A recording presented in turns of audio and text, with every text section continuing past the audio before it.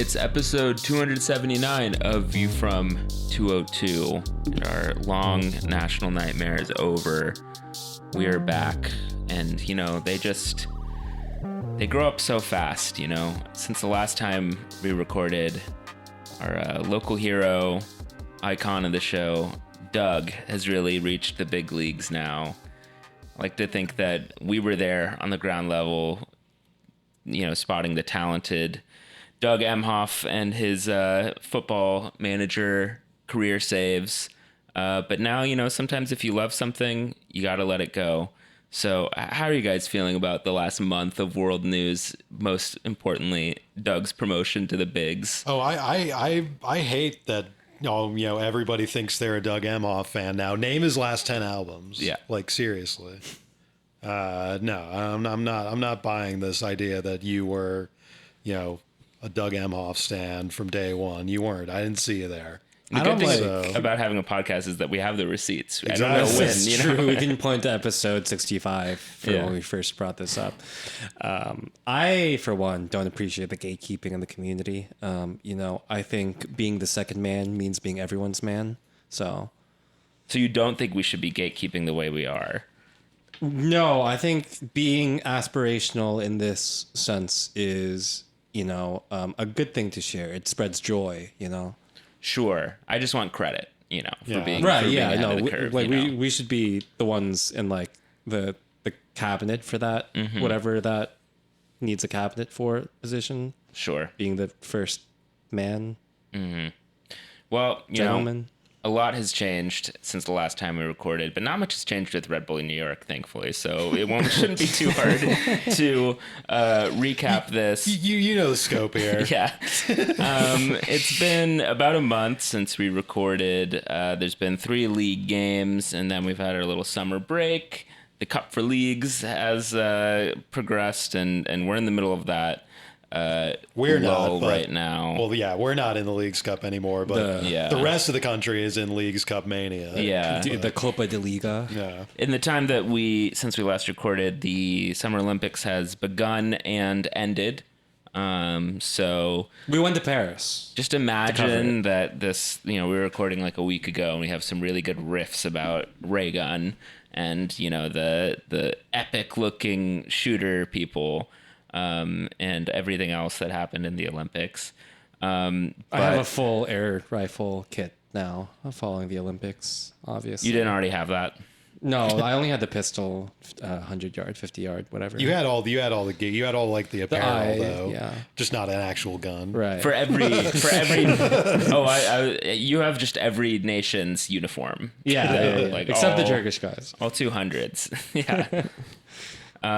But you know, I am a little heartbroken that breakdancing is not coming back in 2028. I genuinely enjoyed that. Well, I'm excited for the great sport of squash to be introduced to the Olympics finally. So. Oh, it's the first time? And yeah, 2026. It's okay. Raygun can rig it so that she can make it on the Australian baseball team now that it's back. I have to say something. I saw the competition from the Australian qualifiers, or like the person who didn't qualify.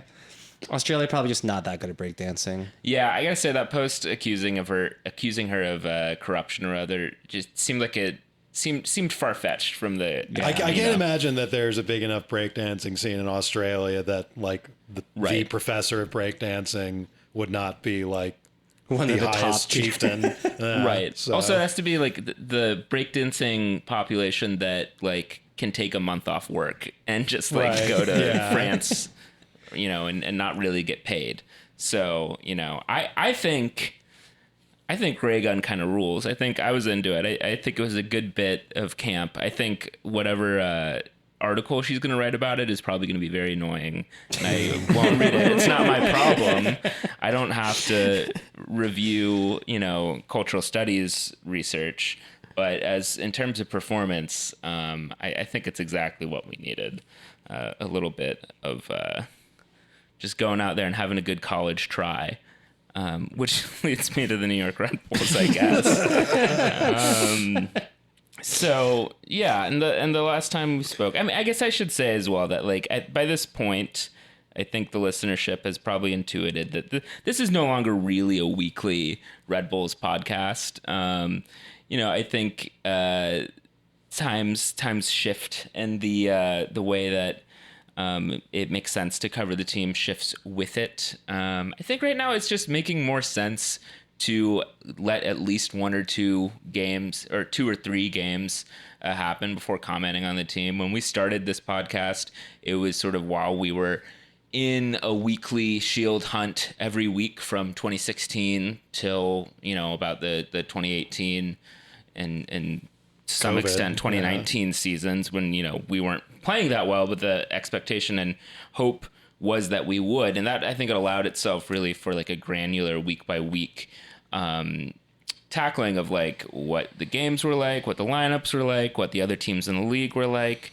That is no longer really the vibe of how the team is performing, or of like what this show's natural interest has sort of settled on.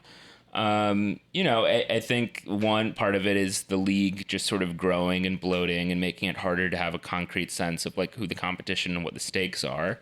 And 2 is just sort of the continued purgatory or no man's land that the team is in. So I think it I have a 3. You have a 3. What's I have a 3. I think the 3 is that before we used to cover not only just the team performance, but also what was being talked about with the team. And I think that now that all of media is consolidated to being only Apple TV, and they're kind of being only a single state media entity, there's nothing else to react to as well. That's a big factor. That's true. I also don't... Not that many other voices going on right now. I couldn't remember the last time I logged on to MLSsoccer.com and like read power rankings, or was interested in that, the column or whatever, right? And maybe that's just a question of like personal taste on my part, but the other part is that like Doyle's column, where he goes through every team in the league and like gives a synopsis, is like gotten really stretched. Like the man does not have enough time to actually watch all those games, and he's not, and and he's basically the only writer there anymore, basically the only national analyst, columnist on the league, period. Right, which is also... There's so little to work with. And I'm not saying he's doing a bad job. I'm actually giving him... I'm not making an excuse for him. Right, I'm not a huge Doyle fan or anything, but yeah, it's not to say that like... it's a hard job. Well, he should have competition. Yeah. I should also say there should be a much wider landscape of just thoughts and all that about this league that there just isn't right now. There should be an Eastern Conference Doyle and a Western Conference Doyle. Yeah, I mean, really, honestly, like, but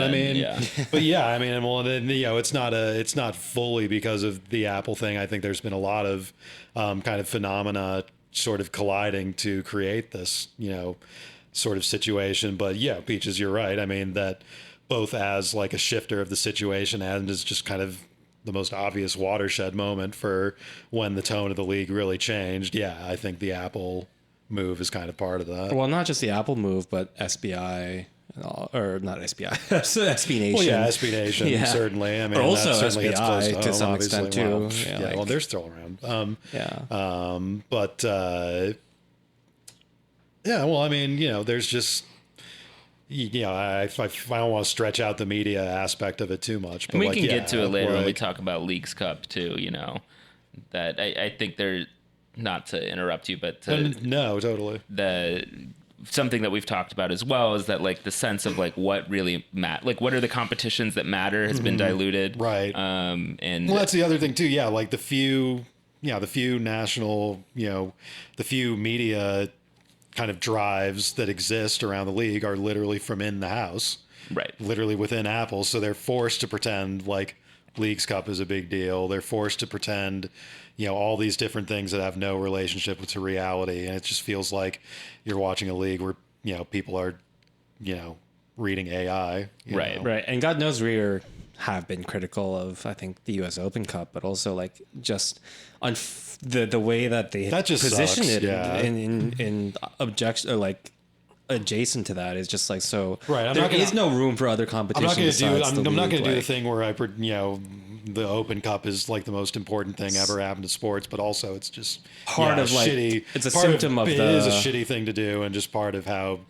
distasteful MLS has been of late. Well, yeah, I think it's like a little bit of anti-competitive nature of MLS to like not allow any other competition when, you know, in this sport you allow for that thing all the time. Like teams take place in competitions that are necessarily sanctioned and totally organized by their own league or even their own footballing associations, right? And it's just, I don't know. Well, and this is all to say that it's not just a Red Bulls problem. Yeah, right. You know, they're certainly not helping the situation in their little sphere of influence, but right. And it is really a malaise across the league and kind of the way the sport has manifested in this country the last several years. Mm-hmm.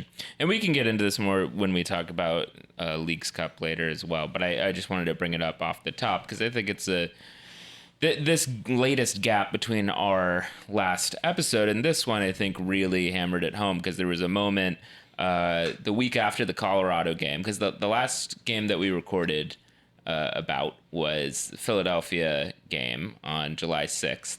And then we were all walking back from softball after the Colorado game. And it would have been the first time in quite a while that we recorded about just one game. And we were all available to record. We were walking right by here, the place that we record. And we said, you know what? Let's just go get some burgers. Yeah, let's go get, yeah. You know, and it just would have felt like we would have had not enough to talk about just based off of one match. And I think that is sort of the milestone here. Well, we've been doing that, I think, a lot, especially the last year, where we're like, yeah, we're just kind of talking about the same thing every week. Right, because I also don't want to, you know, I felt myself beating the same dead horse a little bit, and I was like, let's all spare ourselves the trouble. Right, but also I think most importantly, you folks at home. Right. But I think to that point too, like if we keep talking about it, it kind of takes the impact off of it less to not be able for us to take that step back and be like, oh, this is like the grand narrative of what we're looking at a little bit, especially with like what you're saying, like to analyze this season and this number of games with now like this number of teams in this one league is more of a macroscopic thing when you're not at a Shield kind of competing level. Yeah. So I think what has sort of already happened and what I think makes more sense is looking at a more bi-weekly, maybe monthly snapshot of like what the vibes are around the club with soccer in general. We're a narratives-based podcast here. Maybe we can work in some more like featuring a discussion of other media. I don't know if there are listeners that if there's something interesting that you would like to see us focus on instead, I would be keen to hear any thoughts or opinions about that sort of thing. I enjoyed talking about that Eric Cantona movie, for instance. Maybe that could be something that we wrap into the show a little bit more often. Give you guys a potpourri of content. We're just going to get a bunch of emails asking us to talk about the U.S. men's national team again. Hey. Like that's true. We talked about the U.S. men's national team once. Maybe it's coming back. Yeah. Maybe it's cool again now. And then we can't. Maybe Greg was the problem. But so the games that have happened since we last spoke were Colorado, a draw 1-1, Montreal, a draw 2-2, and then a win 3-1 against Cincinnati. The other big thing since the time we last spoke is that this is the transfer window. Right now we're speaking on the night that the transfer window is set to Deadline close. day. I guess theoretically it closed at like 5 or 6. Right. I don't. It doesn't really matter to me what hour it closed at. Actually, I'm not following the emails. Right. Yeah. So no one is chasing, sporting directors outside of the training facilities anymore to get news. It's not like that these days. Right. So, yeah, people didn't notice, but in the fine print of the New York Times' announcement that they're no longer endorsing New York Red Bull head coaches. Yeah, they also announced that they are officially no longer covering the New York Red Bulls. The biggest betrayal from the New York Times to come, like, because I expected them to personally. But so this is the wrap up of the transfer window discussion as well. for what that amounts to. Right now, there are no Well, we were news also items. thinking about recording yesterday, but I think we all realized that That's no true. matter what we said would have happened. If we're going to come back after a month, there's no point in recording an episode that says, "Whoa, let's see what happens." But okay, in broad strokes, Colorado, Montreal, Cincinnati. This is, I would argue, it seems to be continuing a sort of theme of this middle portion of the season here, the post Frankie Amaya era of showing some promise, I would say, but kind of lacking the depth to actually follow through and show some real week over week growth. Is that fair? Yeah, it's weird to me, kind of, I guess, that it feels like what happened after Frankie and Maya left is that we're kind of missing that offensive little booster or kind of necessity to win. And that stability is, I think, been growing. I think over the course of these few games, we see a player like Ronald Donkor grow into the league pace pretty well. I think we see that kind of promise coming from the team, but like we just don't have a little bit of those polished edges you need to be a good, like a good team, a dangerous team. Like we definitely seem like we're the better team in every matchup we've had, I think, for the most part, except for maybe like when we go down a man. But we don't have that polish. We don't have that refinement. We don't have that bit of quality right now in the current team. And I think it's like pretty evident, even until that last game against Cincinnati, where we like do come across with a bunch of goals. It didn't seem like it was a tidy team. Yeah, I do worry that even the promising bits of the last month were riding very heavily on Lewis Morgan's shoulders, much like the last season that he was healthy in 2022. It's just wild to think that he's been here that long already. But Ronald Donkor was this sort of his coming out party the last month as a new mainstay midfielder in the team? Has he been an encouraging or legitimate option there in the vacuum left by Frankie Amaya? Well, I think fortunately Carmona didn't slot into that role, which I think was a concern because he did play there previously. But now that Donkor, Edelman's back.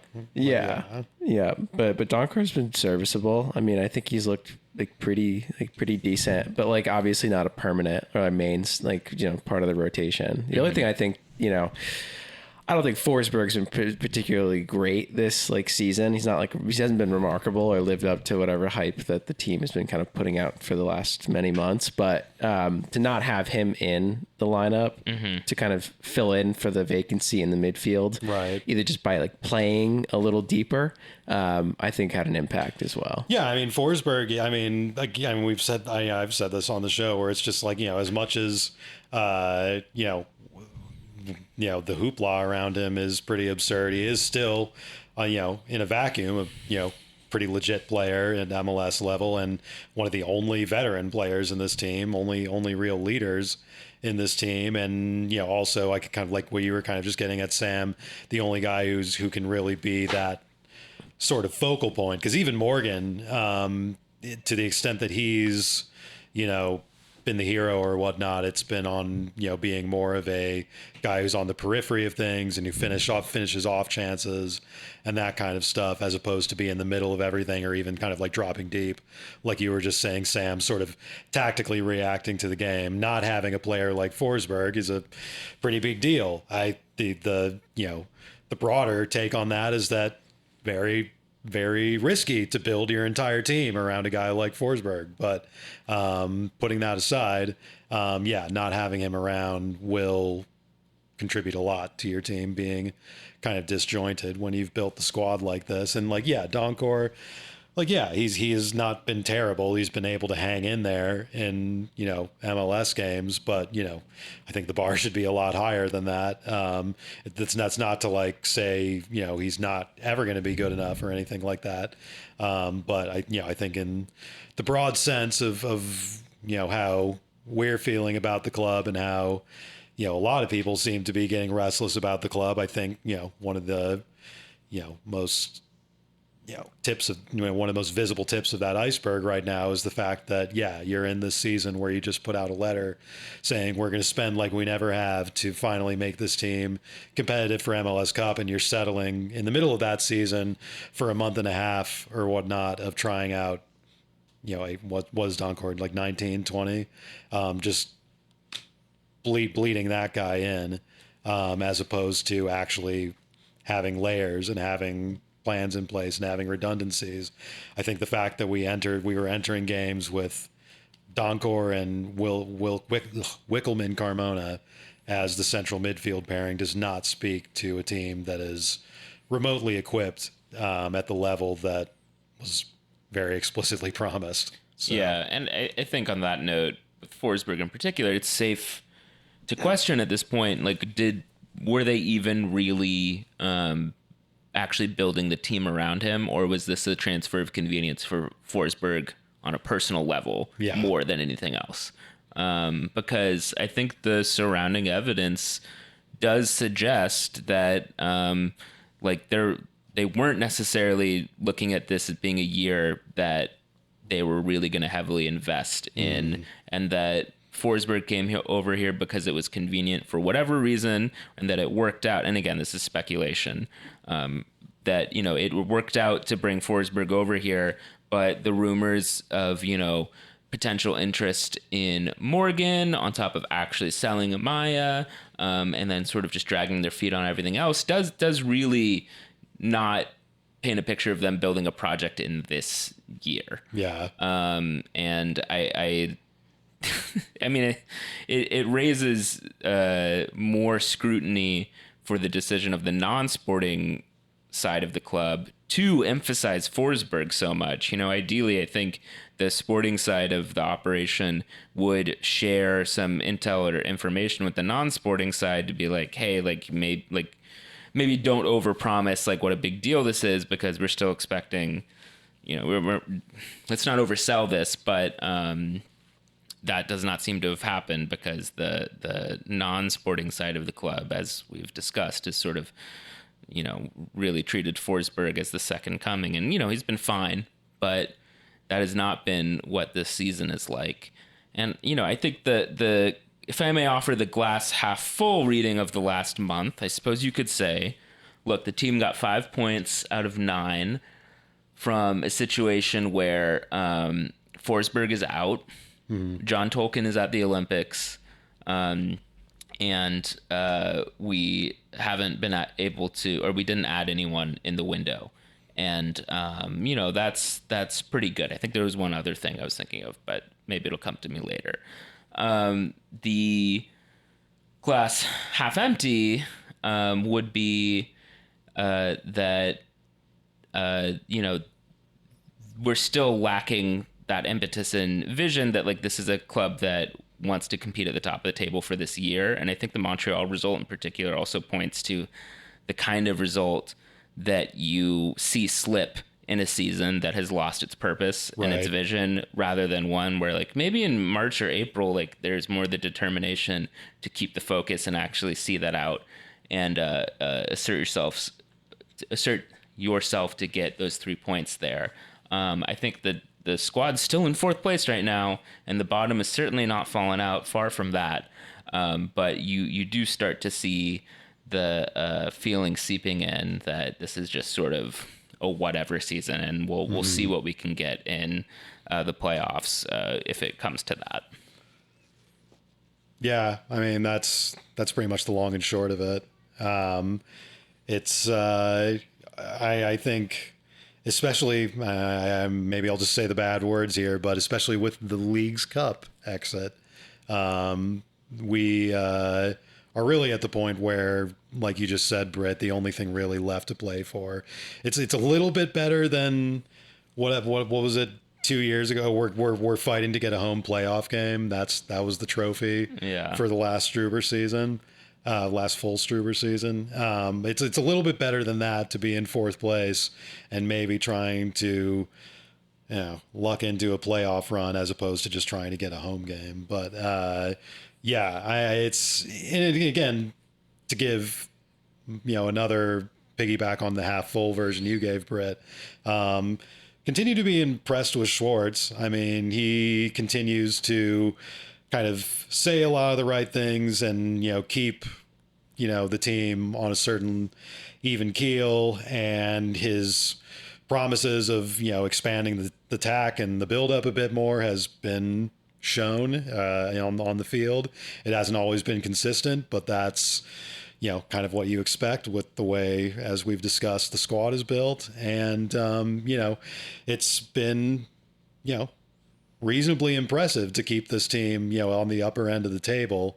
But at this point, it's nowhere close to the, kind of expectations set by the higher echelons of the club, that this was going to be the season we finally break the doldrums of just settling for mid-table and playoffs every year. Mm-hmm. This is, in that respect, this has been, in that respect, competitively and in the transfer stuff we'll probably get into in a minute.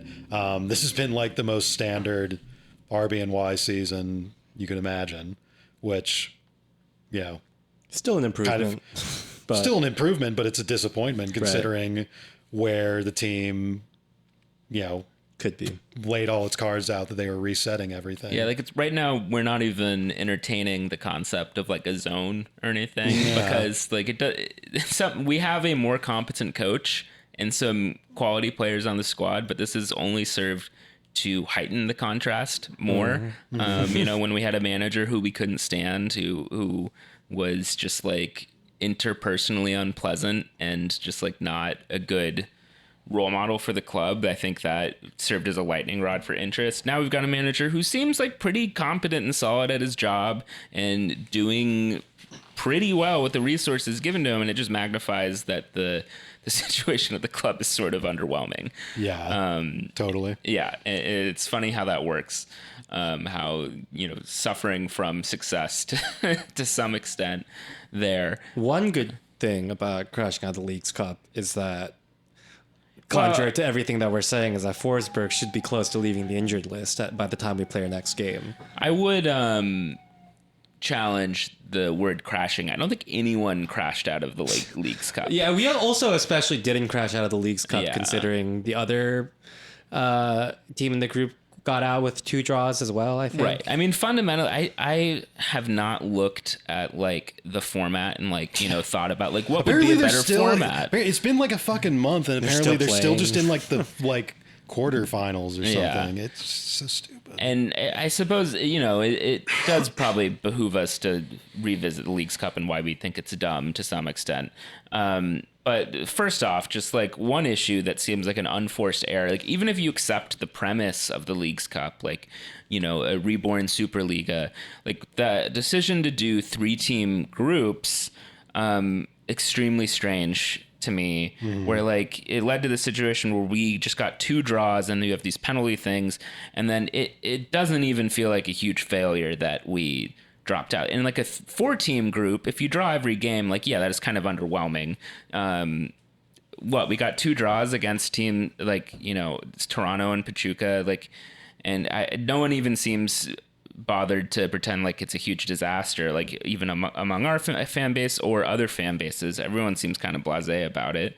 The fact that group attendance play seems to be like a quarter of regular games for every team. And again, I think I said this last year, but like the glass half full reading of that is that like, hey, people actually do care about MLS league games. Like that matters to people in a way that just like if you put random games on the schedule, those don't matter. Like, if you're looking for a silver lining at the league office, that is probably it. Yeah. Why do I care about a Toronto game that like doesn't count? Did they do this last year where like they did I know like the NBA in-season tournament did this, where like the early round games counted as league games, or was that an MLS's back? That was an MLS's back. That was right? MLS's back. Okay. But like, yeah, why am I supposed to care about playing Toronto? Like, I mean, I guess as it happens, that technically is an international matchup of some sort. But, you know, in the 2 years that we've done this, we've played, New England, or was it Philadelphia? New England, Atletico San Luis. I think we played Philadelphia in the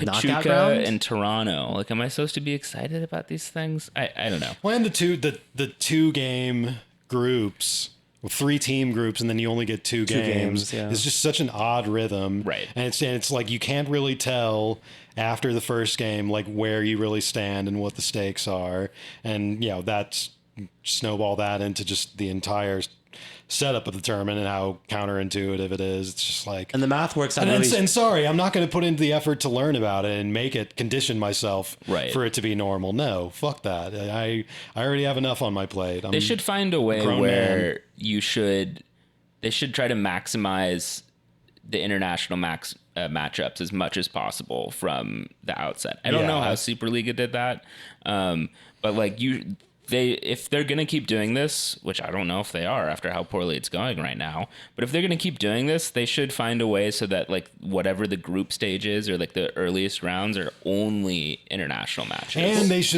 the Mexican team should be allowed to play in their fucking home stadiums. Yeah.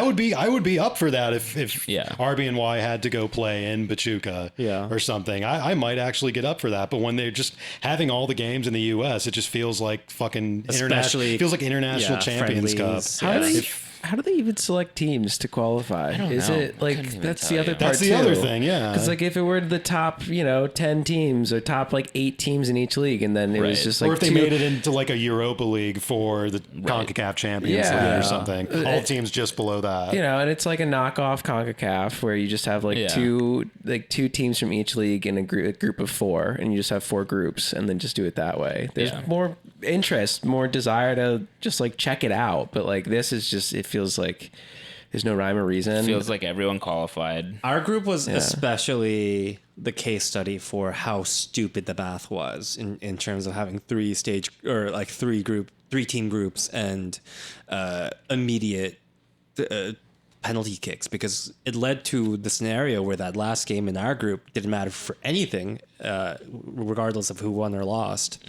And like we ended up losing by drawing against both teams on like those penalty shootouts, which was weird to me too, by the time like that third game had happened already, which was, like there's no stakes to play for. So I think even having like the suspense of, or did our goal differential, was that enough to keep us in like to the group? Is that like that even has a little bit of like more pop to it than just like, oh, like we lost our unexciting penalty shootouts that came after 90 minutes, which feels especially fake. Like I feel like that's hockey. Leave that in hockey. Yeah. Like, do we say this? But like, it feels like you should be nearly dying by the time you take a penalty shootout. Right.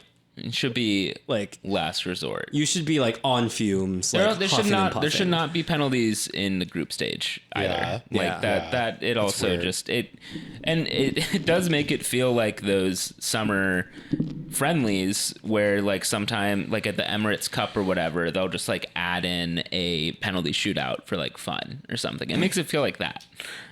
Speaking of which, this is also why I'm going to hold this grudge against the International Champions Cup forever, but this is why RBNY did not win our International Champions Cup stage, because our regular season game that counted for the team, we did not have a shootout for that, so we could not get the points to put us over the other teams. That is probably what I was thinking of. Like, that game against San Jose that we drew just regularly, and we didn't get a chance to earn the extra little hockey point. But also, if they insist on going to penalties, it should not be Gonosaurus in goal. It should have a real proper goalkeeper.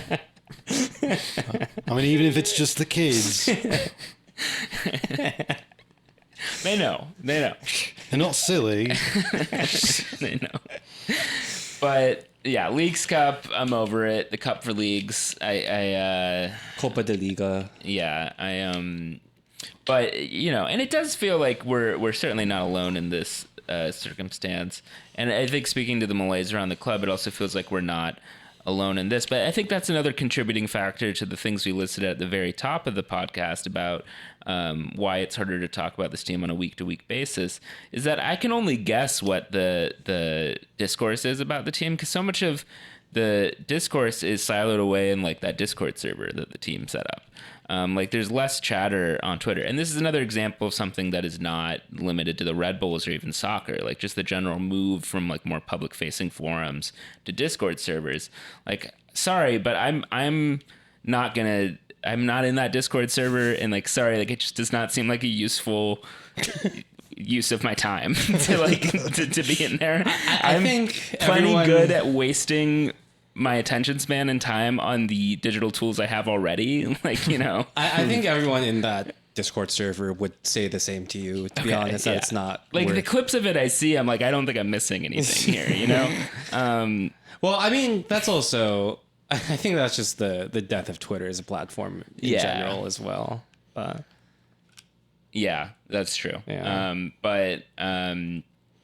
So I think there is sort of a mood shift being entrenched in the club and its fan base, whatever its fan base is at the moment, because like we've really been brushing over it, but maybe the biggest thing that happened in the last month has been the introduction of the newest member of the Red Bull family. Everyone get it up for Red the Bull. When they teased this on Twitter, I quote tweeted it with like a screenshot of the characters parade. Everyone loves the characters parade, right? Go on, Minnie. Go on. Go on, Dora. Yeah. Yeah. I was just like, my initial thought was to make a joke about like the Arrested Development Fantastic Four knockoff Marvel's character thing, because it was also Marvel Night. Because, you know, when is it not Marvel Night these days? But I legitimately was just not, I wasn't trying to make fun of the Red Bulls adding a mascot in particular. I was just not sort against of the idea, poking fun at the like constant brand activations. And then everyone was like, oh, it's actually going to be a mascot. So it was like accidentally on the nose parody there. And yeah, a couple years ago, like it is sort of funny. We were joking. I think like the idea of having a mascot was sort of treated with more like semi-ironic approval among people. You know, think of like Prime, the Red Bull era. Right. This time, I don't know. What are your thoughts about Red? He's just kind of, it's like, Poochie the dog. well, I don't know how to say this in the most sense. Red, you're beautiful on the inside, I'm sure, but he's kind of ugly. I don't like that he's very blocky. Doing the face. He looks like he belongs in Minecraft a little bit. I do think that the calibration of like the irony calibration is off a little bit. He's not goofy enough. The skateboard feels like a knowing wink, an attempt at the Steve Buscemi "how do you do, fellow kids" thing, but they don't pull it off. I don't think they go far enough. It's Poochie the dog. Yeah. And he's got pizzazz. He's got attitude. Right. I think it would be more on Red Bull brand if he was like a snowboarder and like we just only, you know, saw that off screen, right? Yeah. You know, like it's not like something like he's bringing a skateboard around with him and doing tricks. I don't think there was ever going to be any mascot that was going to be hip to us. Outside of like you were kind of saying, Brit, like in an ironic sense, when the team is maybe doing well and has actually a good reputation and isn't just desperately clawing at, you know, any sort of sometimes even negative attention they could get. It just feels very, I don't know. I like I said, I don't think there was ever going to be any mascot that I would go like, oh man, this is really cool and inspired. But my read on it is that it's just not very inspiring work. It's also just very like a lot of things about the club's branding recently, just very by the numbers and like with no relationship to any sort of, you know, historic or cultural background. Right. I mean, And it's just something that was made in a focus group lab. Like, They it's should've even, just- I don't know, like, They should have like made the mascot just a fat Italian man. okay. You know, The guy from What's the it gonna be? Juventus video? like kind of in a vest, like a shirt frame. You know, Yeah. hairy chest. That doesn't sound like something that Red Bull corporate would sign off on. It sounds exactly like something Red Bull corporate might sign off on. You're very It's right. racist enough. Yeah. I like honestly didn't even know we had a mascot. Yeah. Just like I mean I was on vacation, just like totally like out of the loop, and I knew there was like all of the random like New York. It was like the mascot like night or whatever. Like they Right. all like came in, and I saw a bull, but I didn't really think much of it. it was, you know, Mr. and Mrs. Met did Were show there. up. I which did is see a bit- that, and that was honestly more of Yeah. grab my attention way more than like obviously this mascot. But you're right, this is Right. like some Minecraft like shit. Like it's like who it kind of raises this question of like who is it designed for, and it's Right. like it goes back to this idea of like the the target audience now for the fan base. Yeah. and it's clearly not us. And it also just looks, you know, a little cheap. the glasses and a little tuft of You know who hair. they should have brought out for mascot night was King Henry. Oh yeah, King fuck Henry would yeah. have killed it. Yeah. Like, yeah. Make him the mascot. We should have made the guy from the Juventus video, whatever his name was, which should just be He given a should be King allocated. Henry role. He should just tour. He should be the stadium host. Yeah.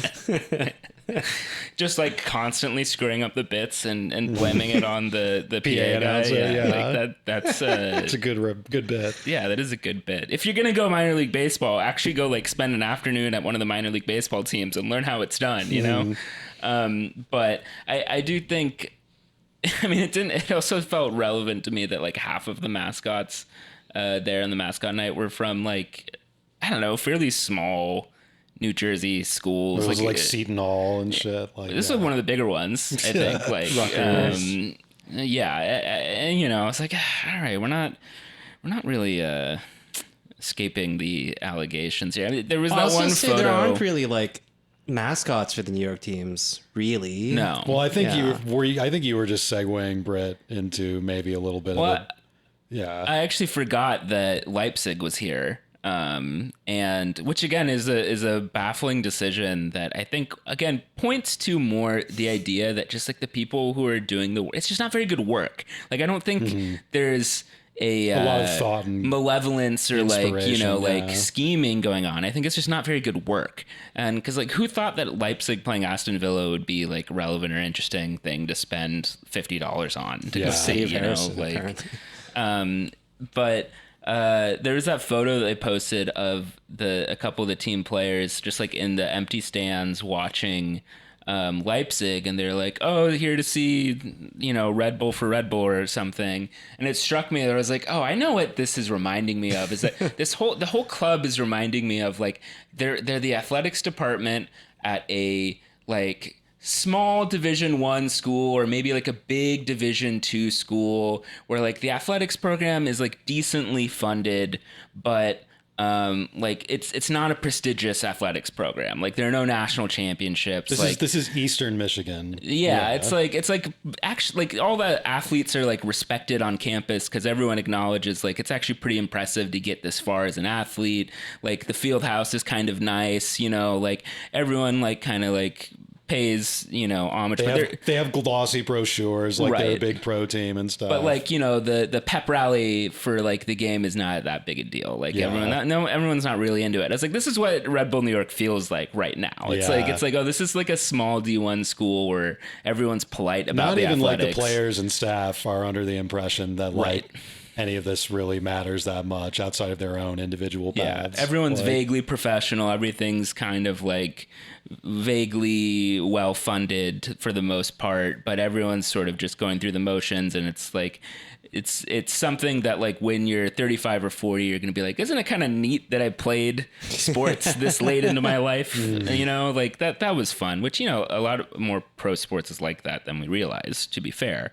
But, I think that like that's one area where minor league, it's different than calling the team a minor league operation, because also like the one thing that has sort of plagued this team ever since 2006 has been the farm team allegation, and that's never been quite right, because one, like there's really only been literally one instance of the team farming out a player to another team. That was Tyler Adams fairly late. Like it doesn't even quite work. It's more just like it being a small operation is the vibe here. And on the subject of the mascot, I think, one question that I think it was Jeremiah who raised it on Twitter was saying like, why are people so, bent out of shape about the mascot? Like, are people under the impression that like the club is focusing on the mascot instead of signing players? And, I think it's a useful question because no, that's not what I think. And to give a guess at what other people are reacting to, I also don't think that's what other people think. And I think if with sports, not just the Red Bulls, people can fall into this tendency of talking about teams as though like there's a scheme or like intentionality to like the team being bad. And especially when people talk about owners, like, oh, such and such owner is like cheap, like they owe us the fans to spend more and everything. And I don't think that's useful in general. I mean, I've talked about this before on the show that one, I just find it to be sort of a distracting ersatz politics. Like if you have a populist streak to you should exercise that in other parts of your life, not in demanding that your billionaires throw you better bread and circuses, like go just do actual politics. Don't, demand more expensive players. That's not, the venue for that energy. But two is, I think that's more relevant here is that no, this is just sort of reflective that like the quality of work at the club right now is frankly low quality, like I'm not even like mad about it. Like it's not like I'm being wronged. Like, I will admit, in like the Armis and Struber eras, the emotion was more that like, I feel like they're fucking with us. Like, like I feel like they're like trampling on our good faith. I don't feel that way now. I'm just kind of like, oh, this is sort of just a shoddy operation. Sports is really hard. There's a lot of competition and slipping just a little bit or a lot will really hurt you. So that's my read on, or that's how I feel individually about the mascot thing. Razor I think just to add a little bit more onto your point, Brit. Yeah, it's not like when I or we or anyone is criticizing Red Bull, it's not under the. I don't think it's that like all the bean counters in Austria are sitting at a table and going like, New York thinks they're going to get $12 million. Let's cut that to $8 million or something like that. It's just literally that. Yeah, it's an afterthought. I don't think they're putting even that much thought into it. I'd also be shocked if they're making money off of us. Like, I don't think they're squeezing dollars out of us. Even out of like the academy and stuff like that. And I guess that's the thing that Schneider has groveled about when he does his fucking Seeing Red appearances that nobody fucking hears about. That he's like, oh yeah, this club doesn't make money, so why are we going to increase the budget? Which like I guess points for honesty in that respect. But I also believe like, him, yeah, exactly. I also think that does explain a lot. Like, but also, your job as a department head should be to secure more budget by, that's a whole other right. But I guess maybe we can use that to leap into transfers. Because right. Well, I was going to say at this point, Schneider has been here for 3 years and not very impressive work. Well, I was going to say, Brit, are we taking kind of like a Hanlon's razor approach where we're not attributing to malice, or we can attribute to just kind of. Oh, is that what that's called? Yeah. Yeah, I guess so. Yeah. Sure. I mean, I would even wager to say that that's true for most sports teams. I mean, I was even going to offer maybe like the Mets as a potential counterexample, but no, that they were legitimately just getting scammed by an infamous scamster. Like they were actually just stupid. Like, they were the exception. No, they weren't the exception. Like like they were actually just like getting scammed by Bernie Madoff. Incredibly incompetent. Yeah, in like a malicious way. They weren't trying to end your life, or like they weren't trying to victimize you individually as a fan of the team. They just kind of sucked at their jobs, and that happens.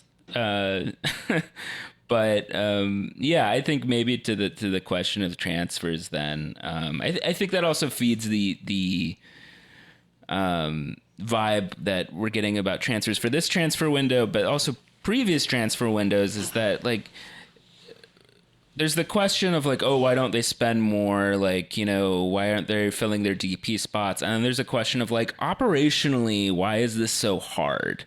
Because we're now sitting at the end of another window where like the transfer, there was maybe one transfer, probably one transfer that was done, Felipe Carballo, that's presumably going to get announced tomorrow, but the paperwork was done on time today. But it was left to last minute, you know, and if history is any guide, this guy will take 3 to 4 to 5 to 6 weeks to train with the club to learn how we're playing. Although, you know, if anyone were to buck that trend, it might be Sandro Schwartz, I have to say. He seems to be a little bit more no nonsense. But the team takes routinely very long to sign players, takes them even longer to like get them training and like get their visa paperwork and stuff done. And it's always a bit of an ordeal. And I think it's like, why does the team struggle to get operational things done? If all teams are Red Bull team, right. of all the drawbacks and all the flaws of having this ownership group, which are well discussed, at least one of the benefits should be that, yeah, this is like the great original synergy operation of global football where, you know, everything is seamless and there's, you know, experts everywhere and all the staff is on the same page and all this kind of stuff. Why does it take this team a month to identify and then approach a transfer target? Yeah.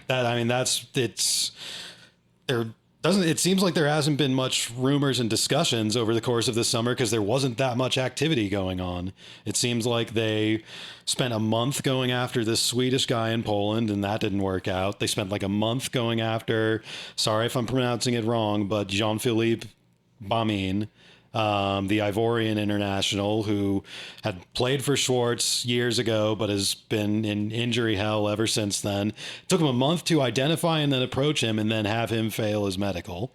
And then it took a few weeks after that to throw this, like you said, Brit, at the 11th hour, throw this Carvalho deal together. And he's not even going to be a permanent signing. It sounds like it's going to be another one of these, you know, late season loans that they've turned into a ritual over the last several years. With an option to buy, it's rumored, but still. Yeah. Well, that's what a lot of them have been. Yeah. And it's also a year-long loan, which is like a little weirder. Does year-long mean like till next he's just going to dip in the middle of next season? Because I don't like that. Well, yeah, that's the weird thing about it too. Or does it mean just the rest of this year? That's a whole other thing. I don't think we'll officially know that till tomorrow, so let's not get bogged down in that. But you know, it's a thing where, and then that's not even to speak of the fact that it looks like they half-assedly tried and failed to sign some new half-measured U21 striker.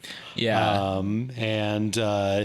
You know, this all speaks to the fact that this, you know, in a vacuum with no context, it's just not very impressive work for a club that expects to be competing at the top of its league, for a club in, you know, the biggest city in the Western world. I mean, it's also like, you know, not very impressive in the context of them saying this is going to be the year we finally get it together and make the big signings you want.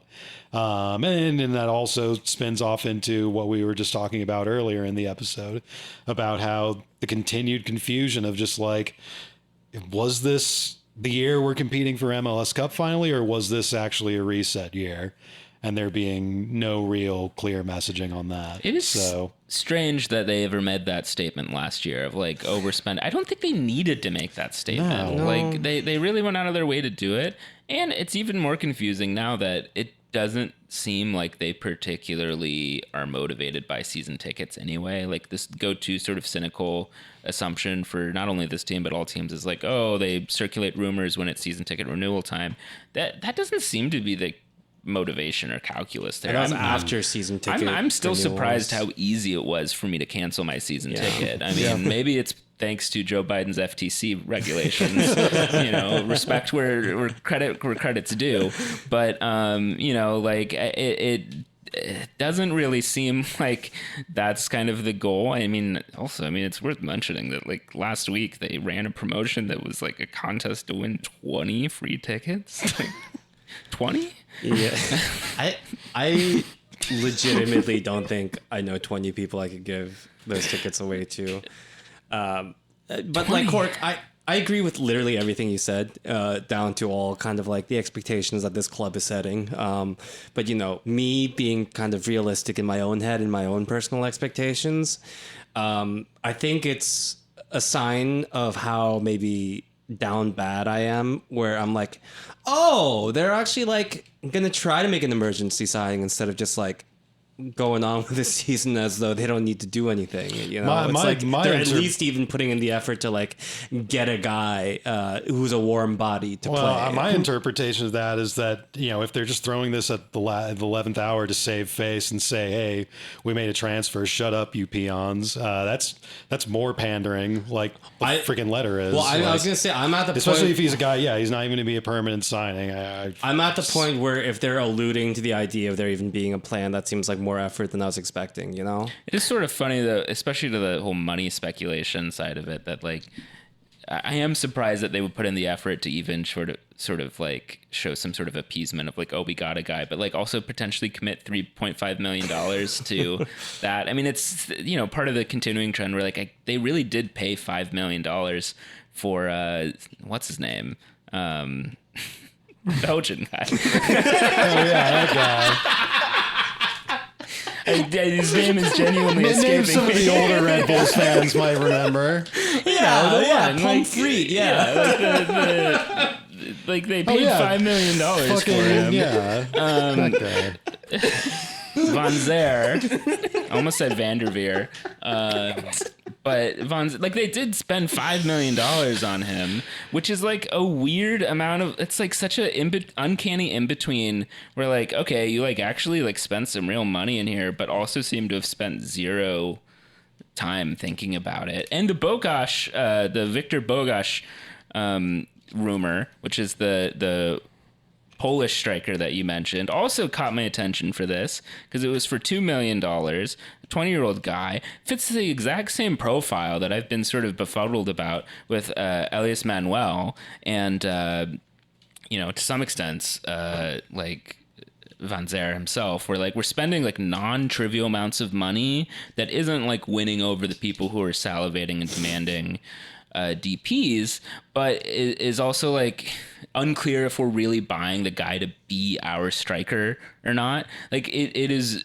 bizarre to me that we would spend another $2 million on a guy who would be like somewhere between second and third on the depth chart. Like he like wouldn't be necessarily our striker of the future. I'm like, why are you doing that? Why isn't that one of the positions where you can just have a homegrown player and settle for a homegrown player? Yeah. And then actually combine, you know, the money you're spending on, you know, this Polish guy and the half-assed amount of money you're spending on Manuel, the half-assed amount of money you're spending on Yengor, and actually buy one big established veteran player who you know will be a sure contributor. Instead, it's just all this casino shit. It's just all this, trying to make the most clever signing possible. At best, it's trying to make the most clever signing possible. Over the last few years, I've increasingly come to the conclusion it's just trying to do the lowest effort signing possible, which this... You know, Gibamin signing, he was a guy who played for Schwartz, was a fucking free agent after being released by Dunkirk in French second division. Like, you know, much like signing Isla through Forsberg's agent and Yengor through Forsberg's agent, and just, you know, the Swedish guy who was in the Polish league was also with that agent, and just, you know, all this other stuff recently, hiring de Guzman, which great first window for him.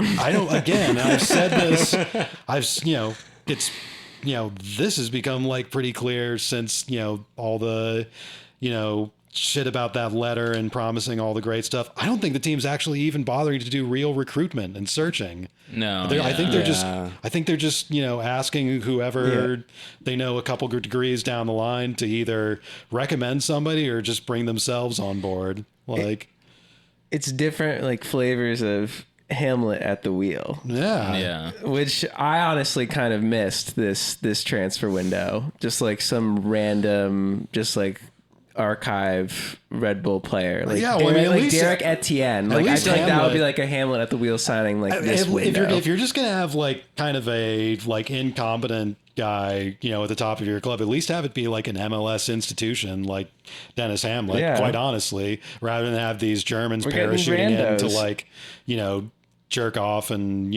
have dinner at fucking adjust for 3 months and then TGI not Fridays. Get minutes and then just go back. It's the same kind of cycle that I feel like we're already seeing. Like I feel like Yengar is going to do the same kind of thing whenever his time is up here, because he's not really fitting into the team or like producing any sort of meaningful results. Yeah, and if I were Schneider and like looking at the last month of results, I wonder if he's like, well, this is about how well I saw the team doing.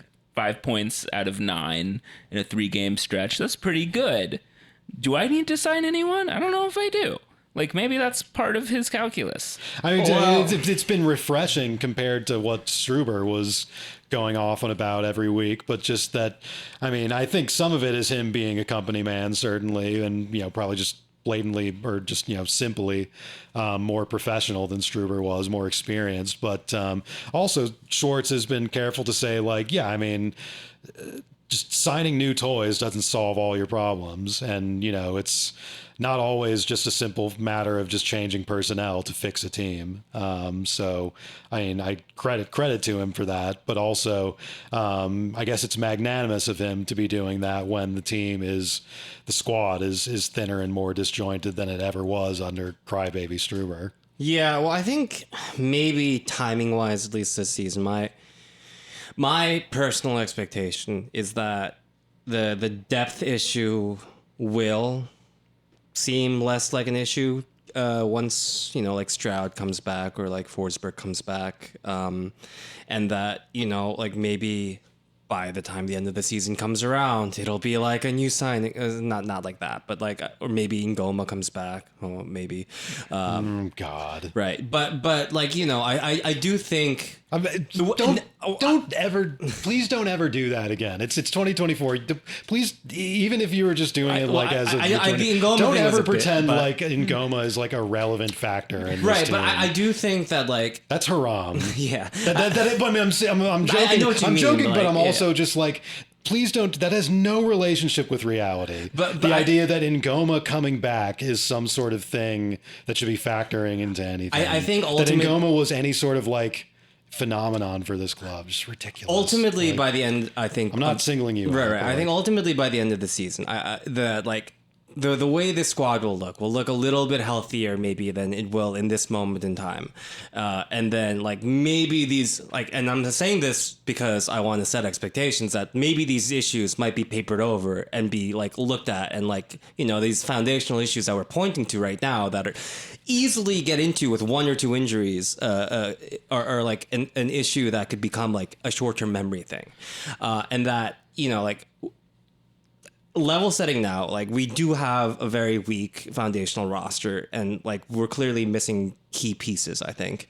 And I just don't think that the consequences will be felt from like a sporting perspective, really, because it's like we are at this kind of like weird middling malaise where we're a little better than average. We're making the playoffs consistently. Now we're at a point where like even the sporting direction of the team on the eye level is kind of passing, but it's just like, yeah, like there's not going to be like a material consequence really faced. Like we are looking at improvement season over season. There's no, supervisory element telling them that they're not meeting some expectations. Yeah, it's Mario Gomez helping them bumble around in the Polish league. So it's like it's weird because it's like I even if they don't solve these issues, like it's not like this team is going to be in trouble, right? Yeah, I mean, I think that's an interesting reframing of it as well, because like actually, if all these guys get healthy in November, like honestly, maybe this team could make a run.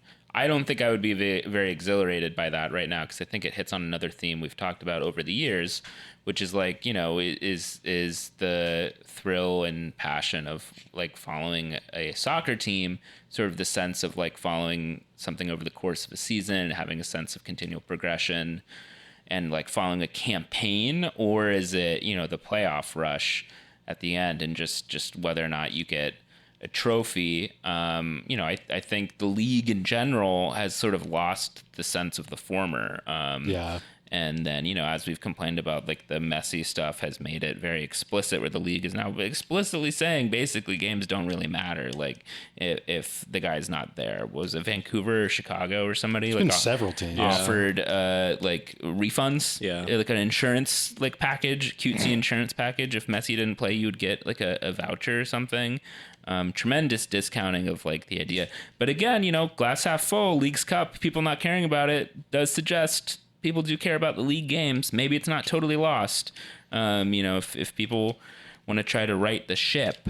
But I think that also speaks to another frustration or disappointment, I think is more apt at this point of, just the way the team has presented itself as something that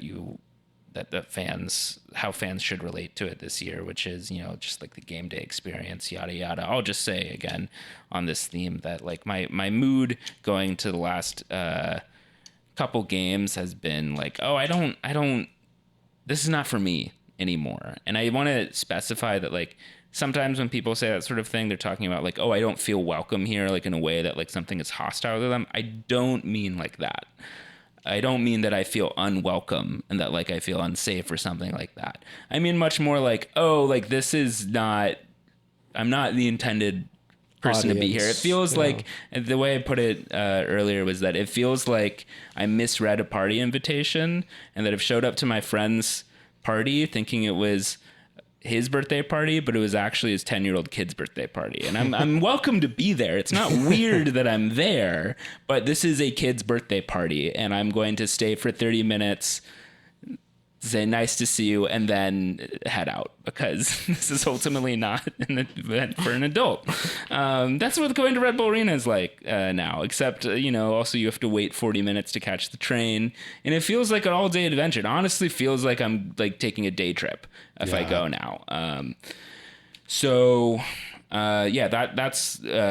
I feel that a lot of that is not a new thing. We've been saying that through this season, but I guess the note that I wanted to hit this episode was that I don't think people are scheming. I don't think the team is trying to ruin our year. I just think that they're doing a bad job. I just think they're not very good. I think their taste and their execution has both been lacking. Well, now that you've said that, don't you worry. To cater just to you, they're going to set up some axe throwing right outside the stadium on the boulevard. Oh, great.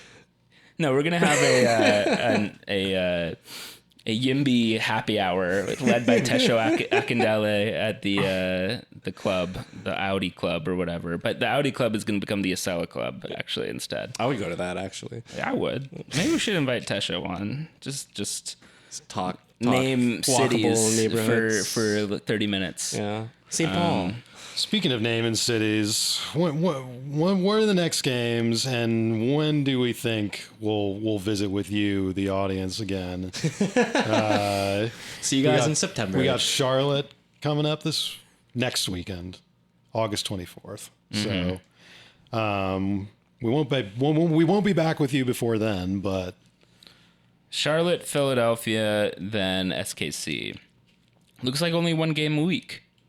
Wow. Interesting. Well, for honestly, it's it's like one game a week till October. Till October, not bad.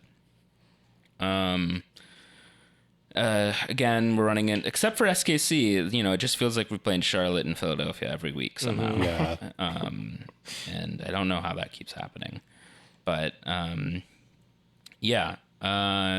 It's weird because the league is so big now. Right. I think, but it's just like, because we only play the Eastern Conference teams. Philadelphia, basically. I'll mention that Philadelphia is notable to me, and that's one of the few teams where I have a solid sense of like what's going on with them, which is that they're in decline. Mm. Everyone else, harder to have a sense of what's been going on. But yeah, maybe we'll revisit after those 2 or 3 games. I guess if Forsberg is on the injured list for 6 matches, theoretically he might come back for SKC or something. I don't know. But John Tolkien will be back, and Nealis will no longer be suspended after his red card against Montreal. Yeah, we'll see. I do. Okay, over under is Felipe Carvalho, assuming he's actually signed. Will he play before the middle of September? Wow, what we're doing the sports betting thing now. We did over unders for a while. Yeah, presented by Caesar Sports. So we play Chicago on September 14th. So, do you think I'm gonna go with the under? You think he will play before in one of the 4 games? Charlotte, Philadelphia, SKC, or Chicago? I'm taking the under. All right. No, I don't think so. Yeah, I'll take under also. Yeah, based on You think he will? Oh, I guess I mean take the over. I'm not a gambler. Yeah, so. neither am I. I'm just going to just say no. I don't think he's going to play. I don't think he's going to play. I think there's going to be some 14th. visa bullshit issues, and then team integration, and despite Schwartz's best efforts, I think he wouldn't. It's not going to force the issue. Might play a game for, or is he allowed to play for the twos? If he's allowed to, maybe. But maybe. Well. I would We'll not see. want to waste his finite life energy, like Trump says, on MLS Next Pro games. We're only going to have him for 6 months. Yeah. Well, anything else we want to end with before talking? Well, I was going to say we could talk about the actual Leagues Cups games, but it seems like we ran out of time. I genuinely don't know what those are. Yeah. That was the bit. That was No. Yeah. Okay. so we just ran out of Do you time. mean the cup for leagues? Yeah. I love that. I don't even remember what that originally is, but I love that formulation. This is the cast for pods. All right. See you in a month. It's Alex!